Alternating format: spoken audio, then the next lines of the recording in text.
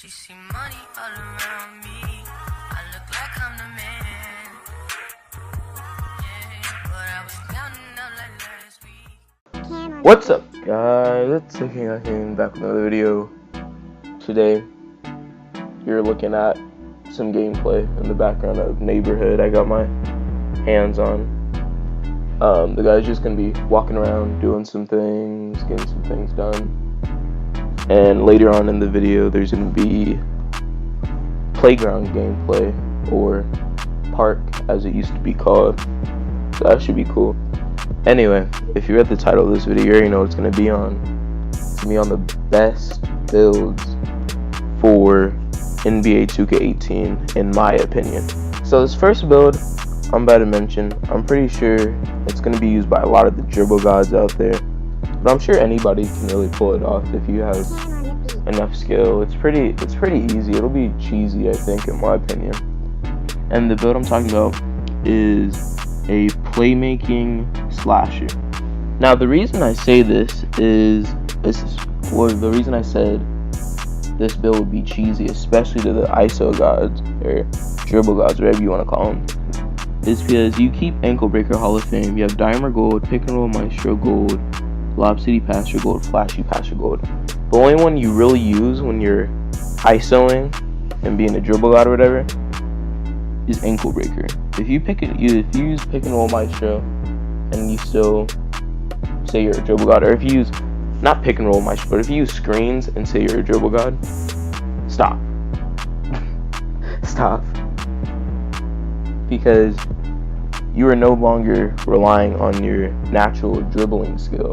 You're relying on screens to, just in case, it's like a backup. It's like a safety. It's like a backup plan. If your dribble moves aren't good enough, then you're gonna have your opponent hit the screens. Like, I don't think there's anything really wrong with that, but don't call yourself a dribble god if you rely on screens. That doesn't make sense. A pretty skilled dribbler can just do his couple moves, whatever, get past you, and then dunk on your head. That's why I believe this build will be so OP. Because all they're gonna need to do is dribble past you and dunk, and no one's gonna be able to stop them once they get past you and get to the rim. But you can't make them like a little. I made the mistake of making my slasher in 2K61. He was extra fast, don't get me wrong, but it was so easy to block him.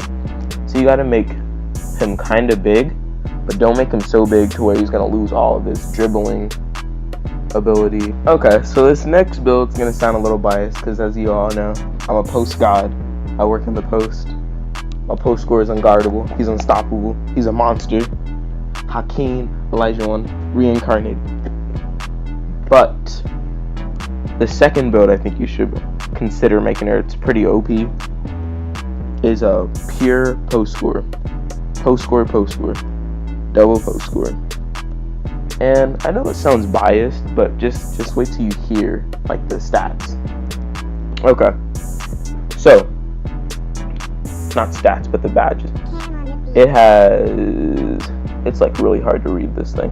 It has Post Spin Technician Hall of Fame, it has Drop Stepper Hall of Fame, it has Bruiser Hall of Fame, it has Up and Under Hall of Fame. The only thing it doesn't have Hall of Fame is Brick Wall, and Brick Wall is gold. So you can dominate with the post scorer still. You don't have to do a dual archetype on a post scorer. A post scorer is still a post scorer. He can destroy. And another good thing for us post scorers, something we've had to deal with in past 2Ks. The reaching, there's gonna be more punishment for reaching. So say you're backing somebody down in the post, and they're just reaching on you, spamming on you. You can just do a post spin and get past them. There's a bigger reach animation in this game, so you can just do a post spin, get past them, dunk the ball. Simple, easy. It's gonna be OP and cheesy. I really did not mean to make that rhyme. That sounded really corny. Anyway, in 2K17, all they have to do is spam you, break their square button, break their whole controller to get the ball away. But now you gotta work. You gotta actually play defense. You can't do all that spamming this time. Work for it. Okay, so the third build It's gonna sound a little biased again. This is another post score build. But just hear me out. Post scores are gonna be so OP in this game. I'm telling y'all. Oh my god. The next build is gonna be a post scoring shot creator. And just listen to these badges. Up and under specialist, Hall of Fame. Post spin technician, Hall of Fame. Drop stepper, Hall of Fame. Bruiser gold, brick wall gold. That's OP. And your mid range is going to be higher because of the shot creator element in your post scorer. It's a done deal. I don't even need to explain that one. Just think about it. That's simple. That's easy.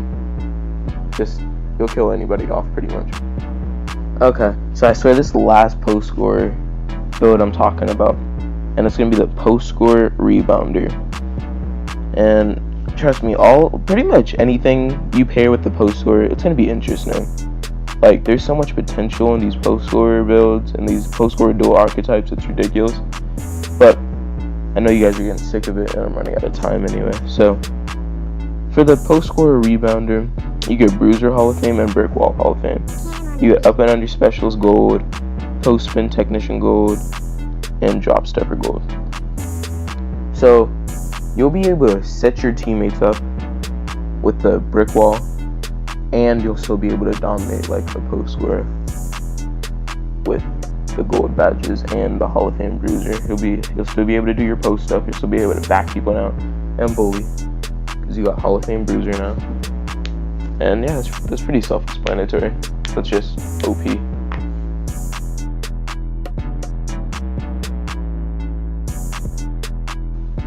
Okay, so this is the last build I'm going to talk about. And no guys, it is not the playmaking shark like everyone thinks it's going to be OP. I don't think it's going to be OP. You have no Hall of Fame badges with that. I understand you're going to be able to dribble, whatever, you're going to be able to shoot.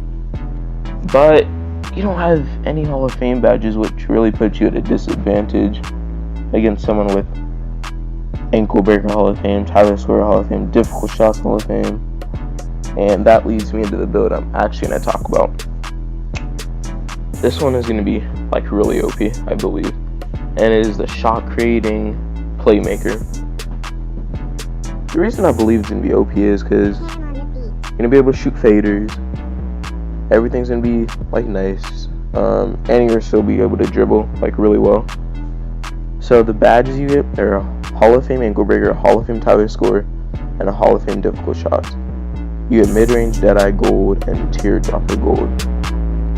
Okay, so the thing about Tyler Scorer is after you've done all your dribbling, whatever, because you are half, or I shouldn't say half, I guess, like a quarter playmaker.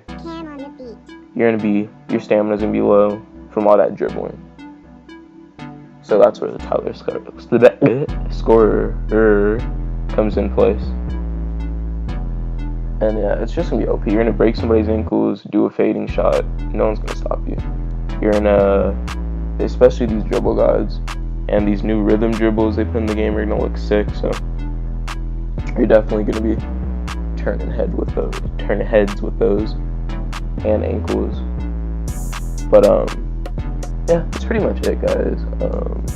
Those are my builds. I believe that are gonna be super, well, not super, they're gonna be pretty overpowered though. I'm pretty sure they're gonna get like nerfed or something eventually. That's just my prediction, but maybe they'll just leave it alone this time. Hopefully there's not too many patches in this game. Anyway, that's all. I will be streaming the prelude on September 8th, maybe September 7th if it comes out early. Don't quote me on that because I don't know if it's going to come out early this time. I know it came out early yesterday. I mean, not yesterday. Last 2K came out early. But yeah, I'll be streaming right here on YouTube. Alright. Oh, see you guys later. It's the King out game. Oh.